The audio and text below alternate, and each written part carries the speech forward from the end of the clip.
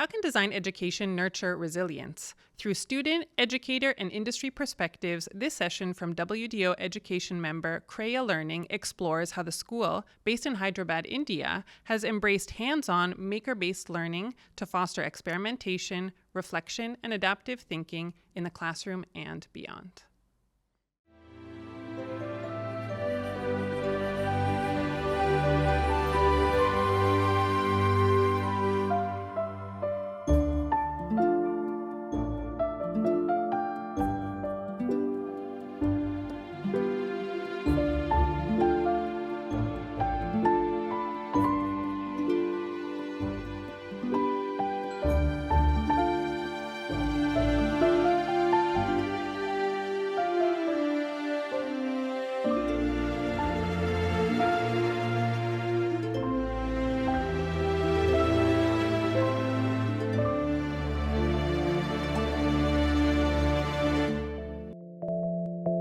It would be a cliche for me to say that never in the moment of humanity is the need for resilience more pronounced than now, but then most truths are cliches. Hi, this is Venki Datla, co-founder at Creya Learning, a WDO member, and we work with young adults in schools to help build skills to empathize, design and prototype solutions for an uncertain world. In schools across India and the Gulf, the makerspaces or design studios that we set up serve as sandboxes for students to work on real-world problem solving, which in turn drives design as a skill and design thinking as a thought process.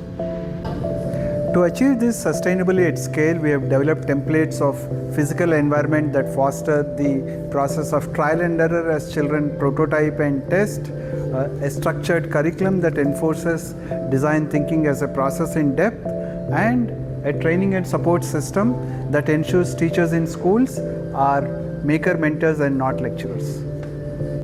Before we start the journey, wishing all the WDO community members and the audience a wonderful World Industrial Design Day 2026. Our ancestral wisdom says that what cannot be molded as a young sapling is not likely to be bent when it is a fully grown tree. We are guided by this wisdom in our daily work. If we want to build the qualities of resilience, empathy, and design mindset in young adults, we have to start early so that these attributes, qualities, become part of them and not something that gets added on at a later stage. Design studios, through our maker innovation camps that are beyond classrooms, the I3 programs, and through our national level innovation competitions like the Junior Makeathons. Underpinning all of these initiatives is an extremely well curated, pedagogically grounded maker learning experiences that encourage students to think, create, and solve problems in a meaningful fashion. And the challenges these children take on, the students take on, are extremely diverse. Through all of this, students realize that innovation is ultimately about people. Now let's meet Janvi, who is kindly designing the program experience for students here at Creya. Maker spaces are like an oasis for children where they can come tinker, engage in freewheeling thinking, build, test, fail, try, and eventually create something that works. Well, mostly. Leaving everything to freewheeling means that the learning outcomes are left to chance, which is unacceptable in schools. Hence, we have developed a system where all these learning outcomes are intentional. Students go through boot camps that provide introductory level skills in tech tools and maker machines. Then they work hands-on on a couple of projects with one specified problem, outputs that provide familiarity with goal orientation and making. After that, students are now capable of designing and prototyping real-world solutions. This is where we introduce our open-ended challenge statements that reflect different real-world problems according to their own understanding. The journals that require reflection and documentation of the immersion and ideation phase make sure that students are empathetic to the users and the community that they want to impact. The design sketch is also a prerequisite before students are given parts for prototyping.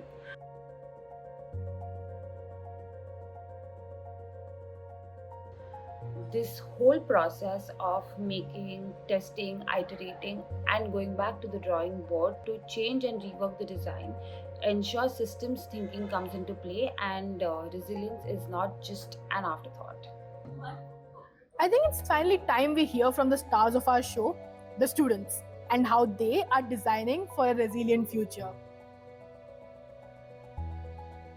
So this is a medical dispenser, like a pill dispenser, and we made it with the intention that it would help primarily targeting older citizens, like senior citizens, to make it convenient for them to organize their pills and take timely medications. And in our urban culture, where the children of the elderly are constantly busy, they don't always have the time to take care of their parents.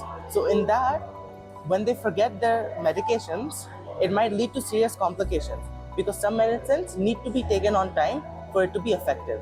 Medication. I would say that this project was actually inspired by our grandparents. So seeing me, observing my grandfather, he has a lot of medications to take. He's an 80-year-old man. So I think failing itself kind of motivated us to push through and make it work. It kind of motivated us to get this done, actually make it work. So I think it's only when you fail that you realize you missed out on something.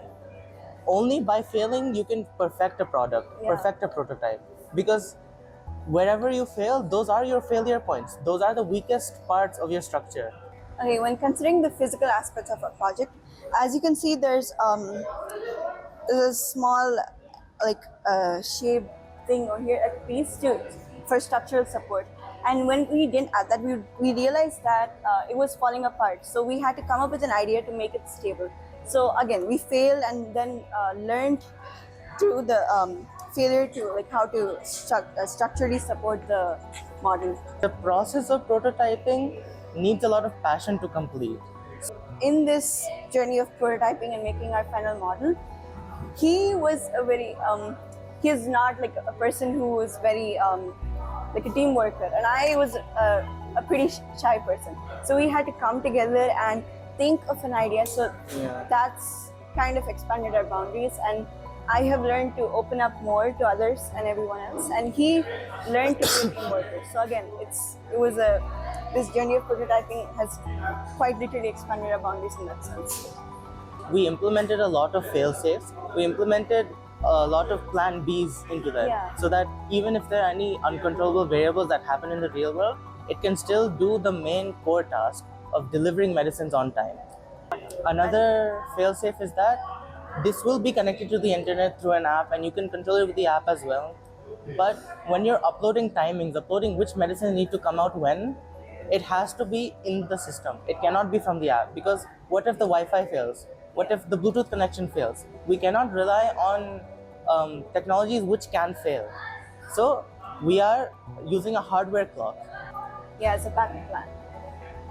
Again, as I mentioned before, failing again and again and trying to work around it and fix the problem, even though it was frustrating and everything, the fact that I pushed through was like a new resilient side of me that I hadn't discovered previously. So in those senses, I would say through the process, I became more resilient. See, we missed our Tylenol medication, right? Now I'm saying you have to take Tylenol, and it's beeping. So beeping. And medication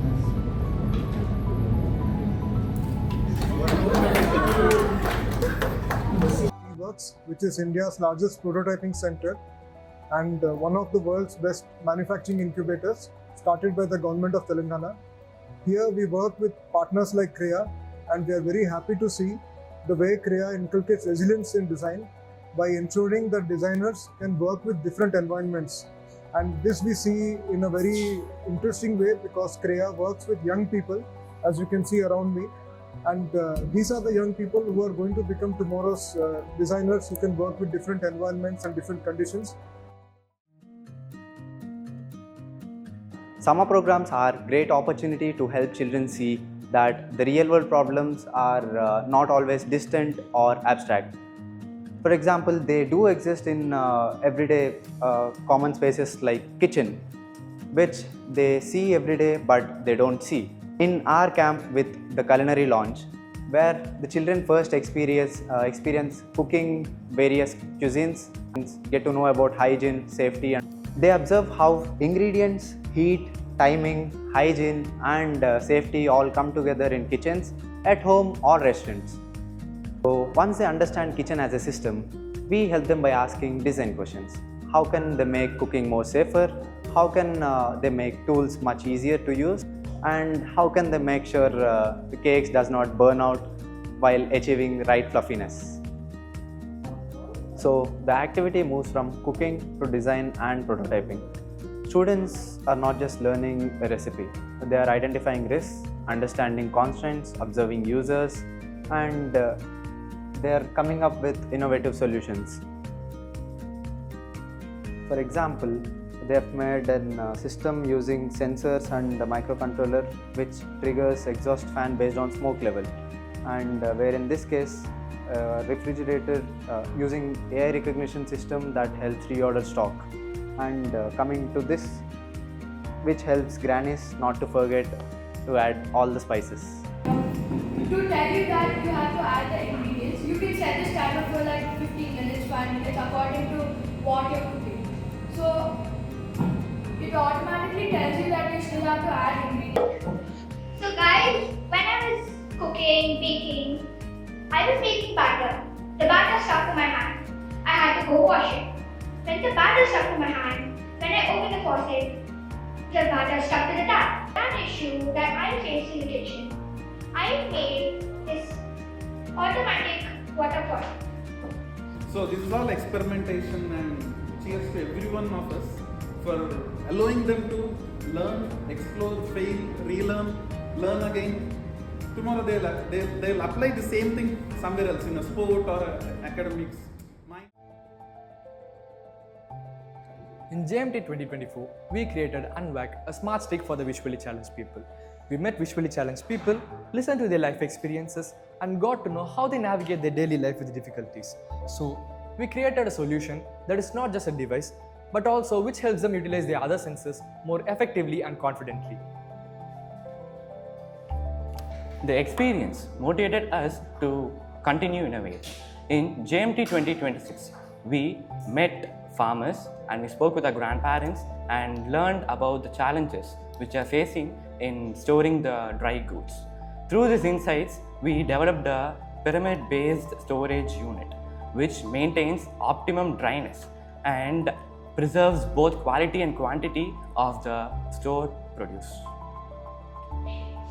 Both these experiences have taught us something important. It has taught us what a resilience-led innovation is. I was the chief jury member at the JMT innovation event at IIT Madras last year, 2025.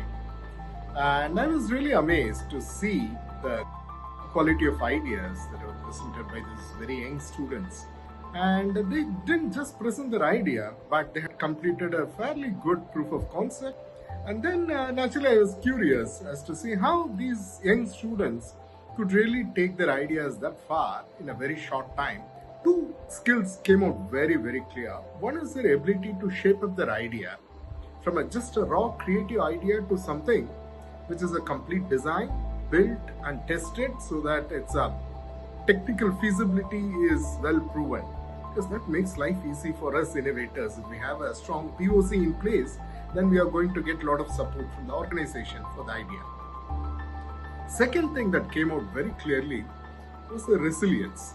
Here, because we all know that we start with 10 good ideas, maybe 1 or 2 ideas really become impactful innovations. The ability to hold on to the idea, go through multiple iterations and let go certain ideas if they don't really work, and then hold on to the most promising ideas and make sure that they finally work. That resilience is a very important skill that all of us need to have as innovators. This is resilience in action and gives us hope that of all the uncertainties the world can present to us, these kids are gearing up to face it head on. But for this to happen, The key is a good mentor who can also act as a great maker. Wonder how teachers are transforming into makers? Let's talk to some Creya coaches who train these teachers to run these programs. We work with teachers at our partner schools in the belief that before teachers help the students become makers, they become the makers themselves. They go through the process of researching their problem, ideating possibilities, building, testing, prototyping, improving and presenting just like the student would. Along the way, teachers shift from being the person with all answers to becoming the mentor with questions, reflections and redesign. They learn how to stand with the student, not above them. Maker and teacher roles allows them to share best practices among educators regarding what works in school context. The hands-on training programs help me experience the maker journey firsthand. That itself is powerful. When students see that their teacher is also willing to try, fail, learn and redesign, they feel free to do the same. I see the maker space in my school as not just about technology, tool or building models. It is also about the pedagogy behind making, how it guides students through inquiry, design thinking, collaboration, reflection and improvement. Working with teachers from other schools who were the part of the maker and teacher cohort, I explored how to observe the learning journey and not just the final product. The 360-degree assessment approach considers my own observation, interaction with the students, their individual responses, and peer feedbacks. This helps us examine important outcomes such as collaboration, communication, critical thinking, and creative thinking. From intention to action, let's now speak to some school leaders about how resilience as a concept is very important for their students' learning curve. The classroom controlled environment is not going to prepare them for the outside world. Through Creya Design and Prototype program, our students are getting the platform to learn the skill set that will keep them relevant in this vulnerable world. Under the guidance of the Creya mentors, they are learning to ideate, they are learning to fail, they are learning to take feedback from their failures and go back to the drawing board. Students at GEMS Our Own Indian School have been part of this maker's experiences for over a decade. And this has become an important way for my students to learn, to imagine a future that is not fixed or fearful, but designable. A future where they can repair, rethink, and rebuild with care. In the Creya Makers experiences, they learn to think about people, resources, consequences, design solutions that are practical, responsible, and resilient to make a better world for themselves and for their future. The entire process of building using technology, including moments when they make prototypes, the prototypes fail, and the teams then return to the drawing table, is all an important tool to build resilience in their lives, and more specifically in what they design and build.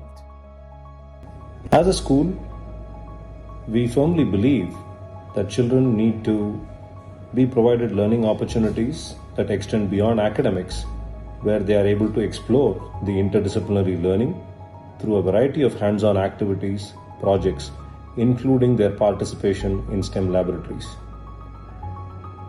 In this regard, we believe that well-curated projects across disciplines that require the children to engage in learning and being able to use design thinking to solve problems that have a real-world connect is of extreme criticality. That was all about how Creya fosters design, making, and resilience along the way. But how exactly are we celebrating the World Industrial Design Day?